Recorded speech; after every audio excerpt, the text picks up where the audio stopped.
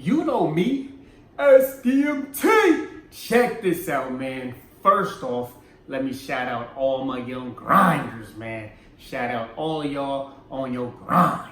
You got a lot of time during this pandemic with this COVID-19 to put that work in. A lot of athletes, a lot of young athletes, you may not have football this year. That is no excuse to sit on your butt and not get better. Go to my videos and get on your grind, the grind way. So with this video, before I get to that, make sure you're part of the SDMT gang. Turn on notifications, like, subscribe to the channel. I'm gonna be going crazy dropping videos in the near future. You guys stay locked in because they coming. Now first, let's go over the benefits of sand training. A lot of people don't know the benefits. A lot of young athletes, you see pros and college players doing it, and you don't know the benefits. There's a lot of people against sand training. A lot of ignorant people that have never done sand training and never experienced the benefits themselves. So luckily for me, I live in Pacific Beach, San Diego. Don't want no stalkers, but I'm always on that sand training, and it has so many great benefits as an athlete that you should definitely implement it as part of your training regimen. The first thing I want to go over, a lot of people say, oh, well, you don't play football in the sand. Well, that's very true. You don't play football in the gym. You don't play football in the bleachers. You don't play football at a lot of places where you train football. You don't play football on a track, but track can make you faster and it can make you a better football player, right? Exactly. You know what I mean? How many times are you on a football field laying on your back doing this? If you're doing that, it's a pretty bad thing. You probably got knocked on your butt and you're pushing the guy off you. And that's pretty much the bench press, which is maybe not the best lift if you want to make everything be always about what you do on the field. Yeah, it's going to make your chest and your shoulders stronger, but you know what I mean? A jammer machine, using your legs and jamming, may be a better functional movement if you want to be a little more direct with that. But we don't want to hear that. But bench press is one of our foundation lifts for athletes. So when people want to say, oh, you don't play football in the sand, no you don't, but it can make me a better athlete. All right, so what I want to explain to you is, when you want to be a better athlete, what's the most important thing? You want to improve your performance, okay? You want to improve the movements that you use as an athlete on the field, okay? So you want to find a natural way to add resistance to that, which is going to make you quicker, faster, stronger. And also the great benefits of the sand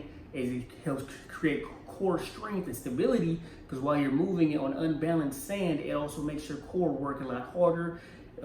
Increases stability in your joints, makes them stronger, strengthens them, and then also overall can help you be a little more explosive because that natural resistance. When it comes to being an athlete, what you want to do is find things that you can add resistance to your natural movements. If you're in the gym so much and you're not actually on the field, it can slow you down because you're going to tighten up your joints, especially if you're doing a lot of isolation lifts. It's going to mess up the functionality of your body. You want to be an athlete, not a bodybuilder. If you look at a lot of pro athletes, they don't look like bodybuilders. Bodybuilders live for looks, and athletes train for performance. Okay, so you want to make sure that you have the right goal. You can still look good, but there's a difference in what they're training for. If you put a bodybuilder on the field with a pro athlete, he's going to get killed. He looks big, you know what I mean, for the muscles, but his muscles aren't for performance as an athlete. They're for looks. And young athletes, you need to know the difference. Okay, so we look at sand training. It's going to increase your foot speed. You have that natural resistance, and it's going to make it really hard for you to move your feet really fast. So you're pushing against resistance, trying to move your feet as fast as you can, which is going to help you create that speed. It's kind of fun when I take a lot of my athletes, we'll do sand training, and then we'll come off the sand and we'll go to the grass, and they're flying around. Like, man, I feel so fast because you took that resistance away.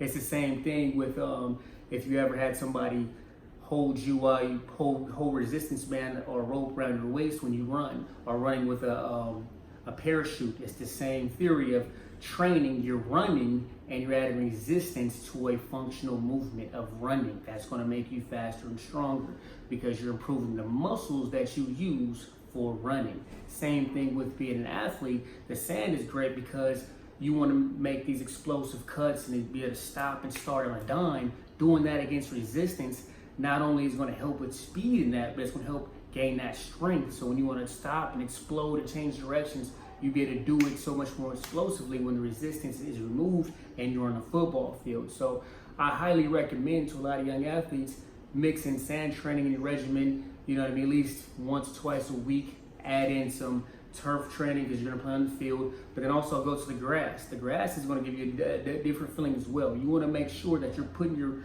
body through a lot of different changes to make sure you can get the most out of it.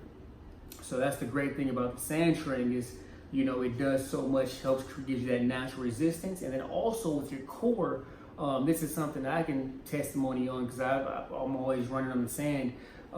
It strengthens your leg. It does help your conditioning. There's a lot of coaches and athletes, they don't really understand working out. They think it's just conditioning, but that's not true. When I started running on that beach, man, my legs got so strong running on that soft sand. And then also my core got in great shape because your core has to stabilize when you're on an uneven surface. And your core is just tight and it's always controlling your movement. So it makes your abs and your core stronger, which your core is responsible for all movement. So you want to have a strong core so you can perform and do your football maneuvers a lot more faster and efficiently. So it's another benefit. Like one of my favorite things to do is backpedal in the sand for like pretty much a quarter mile. And I'll backpedal and I'll backpedal and I'll stop and I'll backpedal and I'll stop. Do that about 4 times, end up being a mile. But the crazy thing about that is my abs are so sore. It is an amazing ab workout that you're doing just by backpedaling in the sand, because what happens is when you backpedal, your abs have to really stabilize while you backpedal so you don't fall over, so your muscles in your body stays aligned.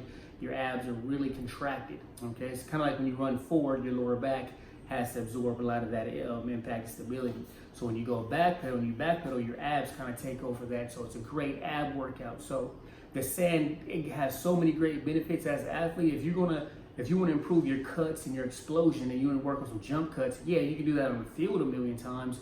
But you know, how are you going to add resistance to that to make you more explosive? You know what I'm saying? Maybe you can put a weighted vest on, or you can have resistance, but to do it in the sand, it's something special. You run and do your jump cuts and your route cuts and your snaps. You do that in the sand, and then you go on the field.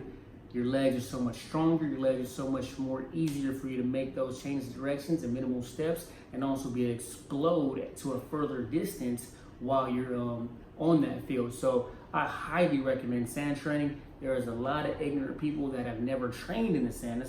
I saw a coach do a reaction to one of my videos saying, "Oh, you know, they say sand training makes you faster." It doesn't. That's false. It definitely can make you faster because you're strengthening the muscles that you use for running. That's pretty much self-explanatory. The young athlete that I trained, you know, he wasn't the most athletic kid. He didn't come from the most athletic family, but me training him on that sand, his feet were fast and he was smoking kids. You know what I mean? You can go look at the videos and see him go to work. So I've done it myself, made myself faster and stronger, and improved my balance and my core with sand training, and you know, my foot speed, and then also the athletes that I've worked with, they'll tell you as well. So there's tons of benefits. A lot of NFL players do it. Willis McGahee, when he had a second surge of his career, he said that sand training was really responsible for that. He felt like it made his legs stronger, more explosive. So we have that. We have Antonio Brown, OBJ, a lot of the top NFL players train in the sand. You know what I mean? So if it's not something good, why would they be doing it? You know what I mean? So I definitely want to make sure you understand the benefits of it with your core. It's going to improve your core for all that core stability and movement while you're doing your football movements. Also, it's help your explosion. You can explode from one place to another against resistance. It's going to make those muscles stronger. Also, when you're stopping and starting, you need to have strong legs to stop your momentum and then burst back out.